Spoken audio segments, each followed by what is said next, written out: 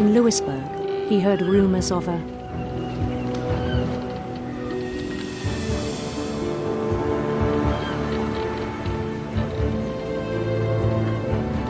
handsome queen.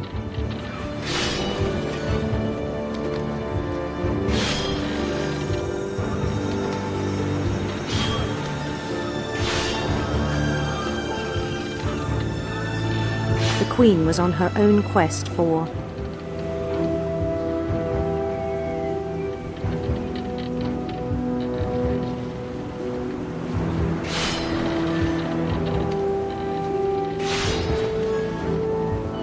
sinister serpents.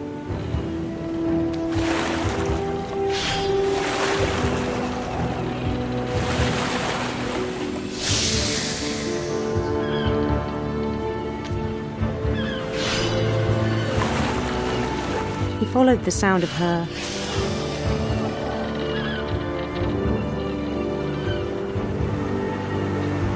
silver harp.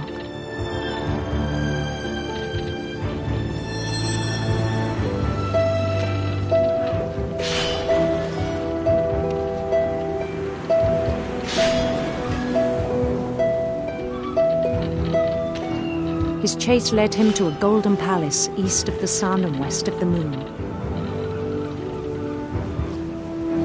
Even then, his logic remained sound.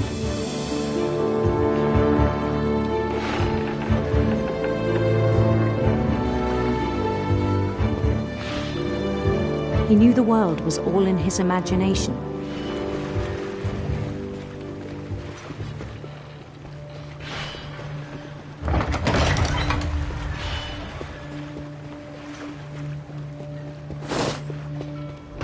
But he was so proud of having created it. In his own eyes, he'd become something greater than a king.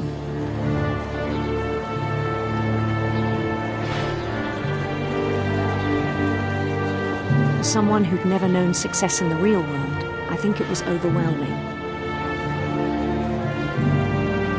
And then it struck him that the real Lewis was not the one chopping salmon, but the one climbing the steps of a golden palace.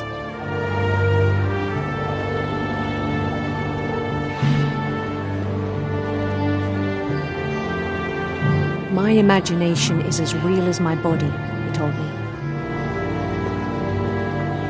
It was hard to argue with him.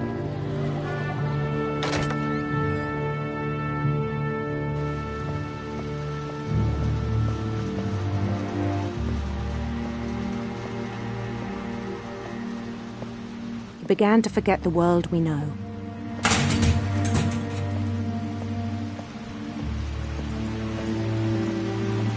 I think it pained him to remember Lewis, the cannery worker.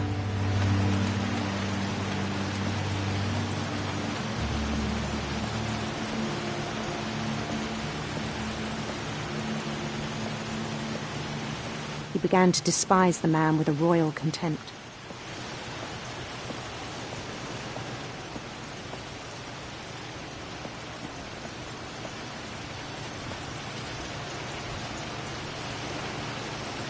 I still thought I could save him. Even after he said he was being crowned king over all the lands of wonder. The palace would be packed with his companions.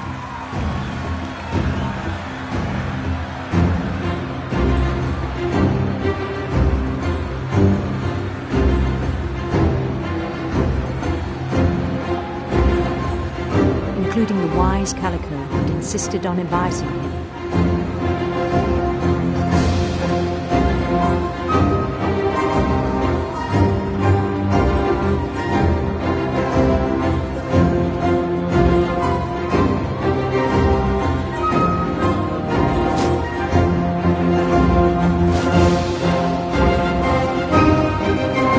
His queen waited, holding his crown.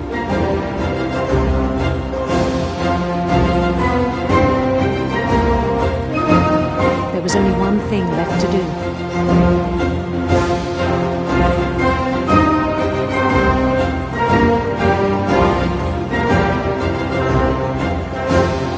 Bend down his head.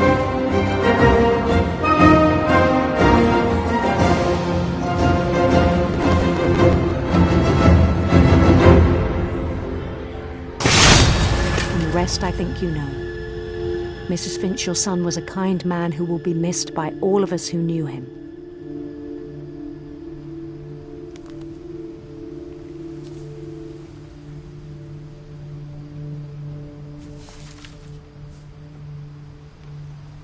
My brother was really cool.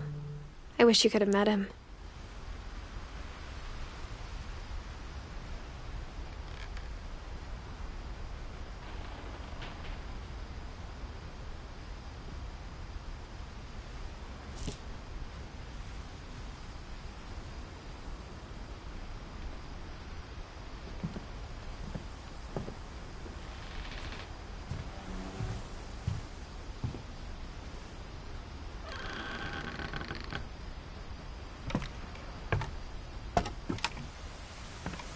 On the way back from Lewis's funeral, my mom told me to start packing.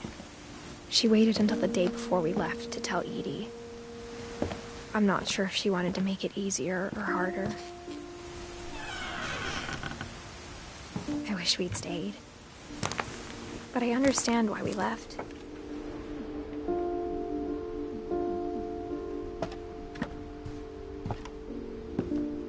My mom ended up leaving everything behind. What happened that night had been coming for a long time. Maybe it should have come sooner.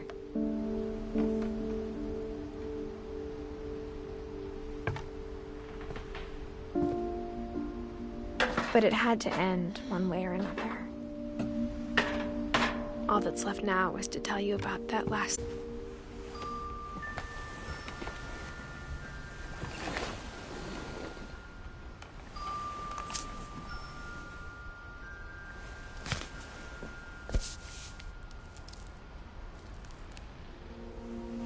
That whole last day, Edie just watched us pack and didn't say a word. Until supper, when she raised her glass and said, "To our final night together, and all our final nights apart." Grandma, you know what I said about alcohol. Some of your medications are very Edith, specific. I left a present for you in the hallway. Why don't you go open it? The grown-ups have to argue now. I'm sorry, you're right. We're all leaving tomorrow. Let's just enjoy our last... I'm not leaving. Edith, you're excused.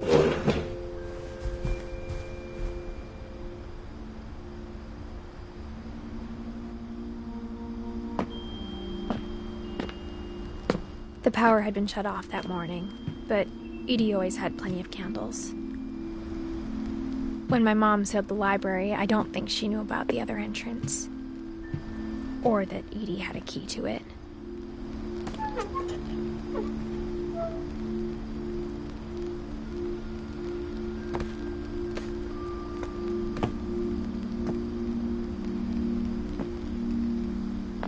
That thing you're afraid of isn't going to end when you leave the house.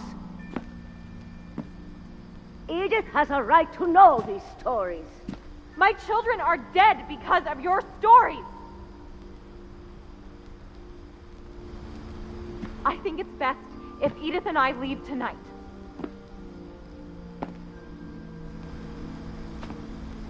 We'll have the nursing home send a van for you in the morning, okay?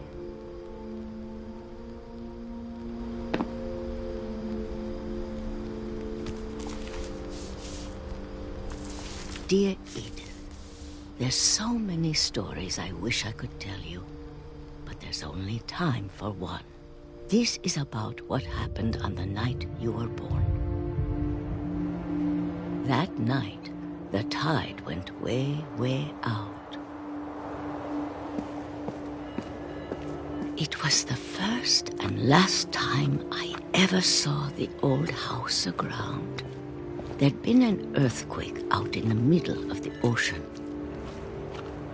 They called it the lowest tide in 1,000 years. God, it smelled awful. You know, I've seen that house every day of my life. But I never thought I'd go back to it. When the fog rolled in, I lost my way.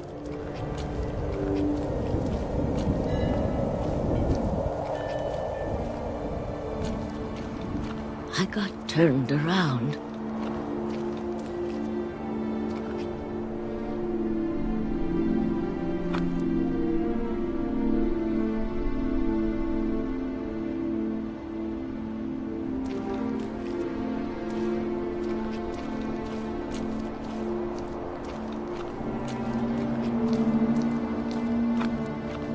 I started seeing things.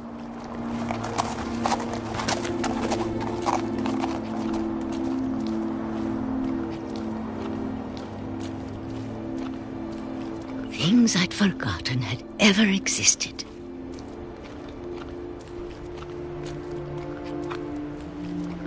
But when I saw them, they felt like old friends. That night, a lot of things came back to me. Or maybe I came back to them.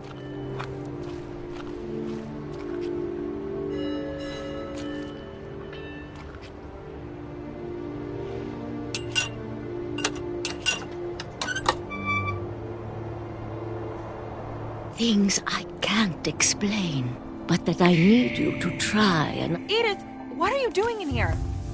It's mine. Edith! Mom, you're gonna rip it! Let go! I kicked and screamed, but Mom dragged me to the car.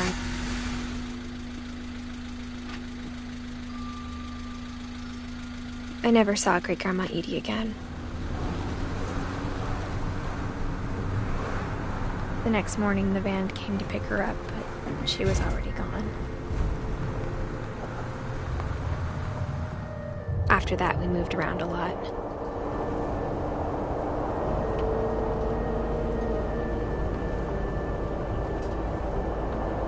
We both tried to make the best of it.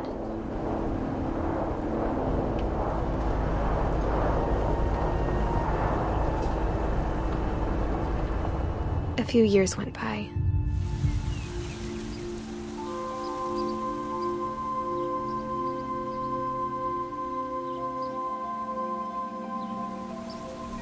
My mom didn't like to talk about it, but she started getting sick a lot. Happened pretty quickly.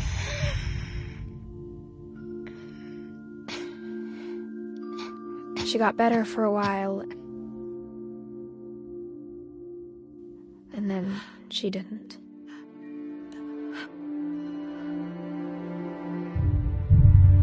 And then I was alone.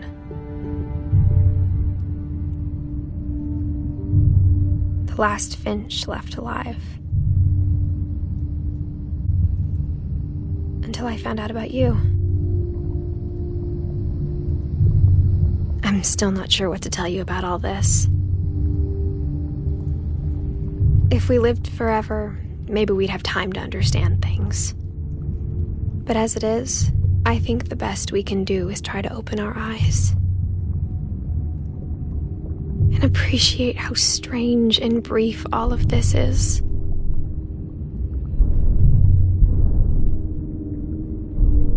This journal was supposed to be for you. But now I hope you'll never see it. I just want to meet you and tell you all these stories myself. But I guess if you're reading this now, things didn't work out that way.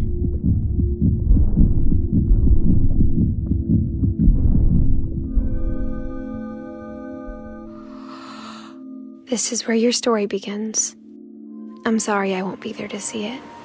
It's a lot to ask, but I don't want you to be sad that I'm gone. I want you to be amazed that any of us ever had a chance to be here at all. Good luck.